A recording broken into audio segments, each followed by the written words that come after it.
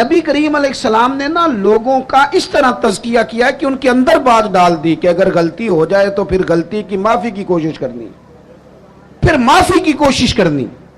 لوگوں کے سامنے حضور نے یہ بات اس طرح کھولی کہ بخاری میں قبیلہ غامدیہ کی ایک عورت کا ذکر ہے اور کنز العمال میں تفصیل سے موجود ہے۔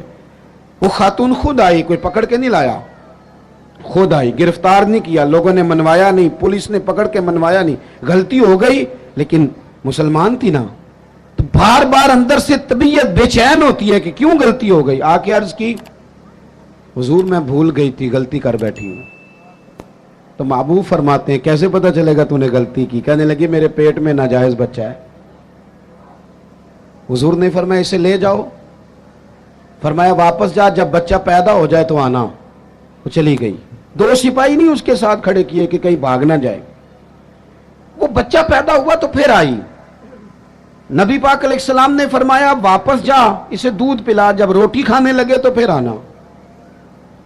وہ آئی تو بچے کے ہاتھ میں روٹی کا ٹکڑا تھا، محبوب نے بچہ کسی کے حوالے کیا، فرمایا اسے لے جاؤ اور پتھر مار کے سنسار کر دو، سزا دے دی حضور نے۔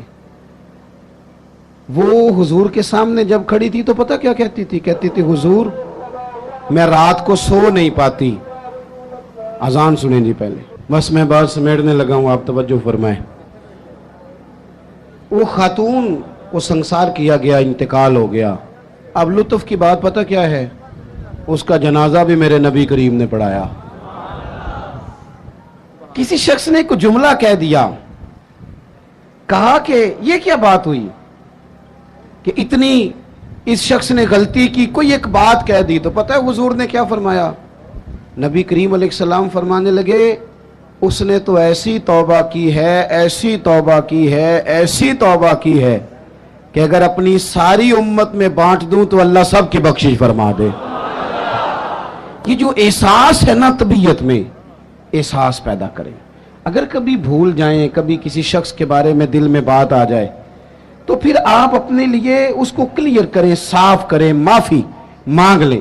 تیسری بات، ایک تو بے لوث رہیں، کسی کی خدمت کی کوشش کریں، ایک اپنے آپ کو قانون کے سپرد کریں، اپنی غلطیوں کی معافیاں لیں۔ اور تیسری اور آخری بات جو آج کے اس بڑے اجتماع میں آپ کو پیغام دینا ہے، اس کو آپ نے اچھی طرح سمجھنا ہے، اپنی زندگی میں دیانتدار ہو جائیں۔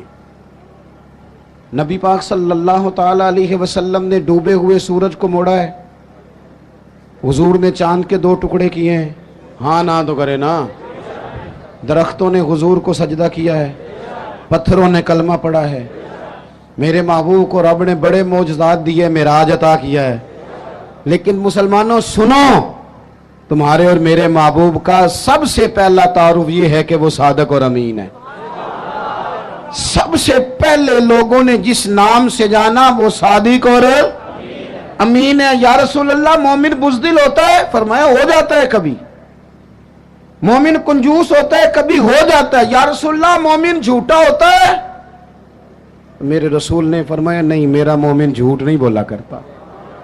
دیانتدار ہو جائیں، امانتدار ہو جائیں، آپ خوددار ہو جائیں، چھوڑیں آپ۔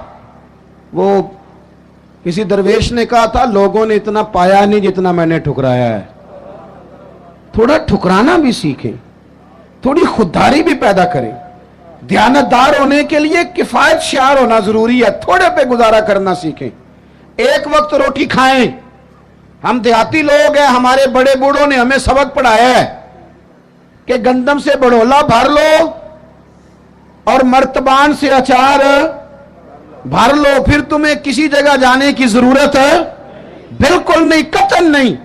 تھوڑا کھاؤ میرے دوستو، لیکن رزق حلال طیب۔ اگر امانتدار نہیں رہو گے پھر بھکاری بھی بنو گے، پھر ملاوٹیں بھی کرو گے، پھر تو اس طرح کے برے حالات ہوتے ہیں کہ لوگ جانوں سے کھیلتے ہیں، دوائیوں میں بھی ملاوٹیں کرتے ہیں۔ امانتداری حضور کی سب سے پہلی تعریف لوگوں نے کی۔ کبھی بھی زندگی میں کبھی بھی بددیانتی کا مظاہرہ نہ کریں۔ اور دیانتدار کس کے ساتھ ہونا ہے؟ میں اپنے ممبر سے ہو جاؤں اور کونسلر اپنی کرسی سے ہو جائے، ڈاکٹر اپنے آپ سے ہو جائے، طالب علم اپنے علم سے ہو جائے، استاد اپنی ڈیوٹی سے ہو جائے، استاد کا احترام بڑا ضروری ہے، پر استاد کو اجازت نہیں کہ کلاسیں کھیل رہی ہوں اور استاد سموسے منگا کے کھا رہے ہوں. وہ بھی تو ڈیوٹی کرے نا اپنی ٹائم پہ. مزدور کی مزدوری پسینہ خشک ہونے سے پہلے دینی ہے، پر مزدور کو اجازت نہیں کہ وہ روٹی کھانے جائے تو گھنٹہ وہیں بیٹھا رہے. وہ 10 منٹ کونے میں بیٹھ کے چائے پینے جائے اور 20 منٹ وہ سگریٹ بھی پیتا رہے. آپ اپنے کام سے دیانتدار ہو جائیں، اپنا کام سونا کر کے کرنا شروع کریں، اس میں نفاست لائیں. مجھے بتائیں، اگر کپڑا بنانے والا صحیح بنائے، باقی کے کام نہ دیکھے، اپنا دیکھے، بنانے والا صحیح بنائے اور سینے والا وہ صرف بیٹے بیٹھ جاؤ، او پتر بیٹھ جاؤ نیچے بیٹھو، سینے والا صحیح سیے، بنانے والا صحیح بنائے تو ساری دنیا کو صحیح کپڑے ملنے لگ جائیں گے نا.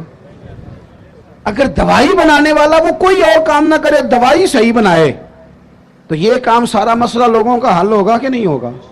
ہم نہ دوسروں کے کاموں پہ نظر رکھتے ہیں، فلانا ٹھیک نہیں چل رہا، اسے چھوڑیں. آپ ٹھیک چل رہے ہیں، چھوڑیں اسے. آپ ٹھیک ہیں، آپ صحیح چل رہے ہیں، آپ کے معاملات بہتر ہیں. میں آپ کو ذاتی طور پہ بتاتا ہوں، میرے قریب والے دوست جانتے ہیں، کبھی زندگی میں کوئی کام خراب ہو جائے، کوئی پلان کیا تھا اس میں کوئی کمزوری رہ جائے، تو میں کہتا ہوں پہلے مجھے اپنی غلطی